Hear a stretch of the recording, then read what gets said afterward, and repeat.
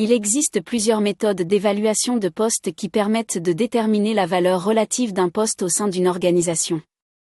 Voici quelques-unes des méthodes les plus couramment utilisées. 1.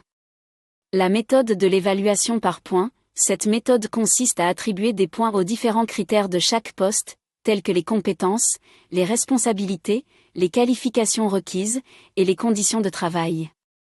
Chaque critère est évalué selon une échelle prédéterminée et les points sont ensuite totalisés pour obtenir le score global du poste. Plus le score est élevé, plus la valeur du poste est importante.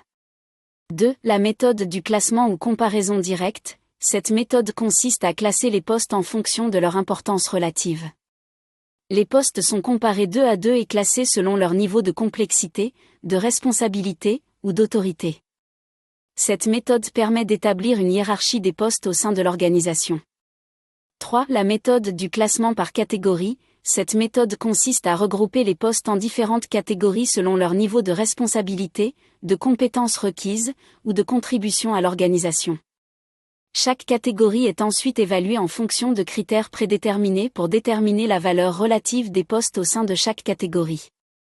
4. La méthode de l'évaluation par comparaison. Cette méthode consiste à comparer les postes avec des postes similaires dans d'autres organisations ou sur le marché de l'emploi. On utilise des enquêtes, des études de rémunération ou des données de salaire pour déterminer la valeur relative des postes. Cette méthode permet de se baser sur des données externes pour évaluer les postes.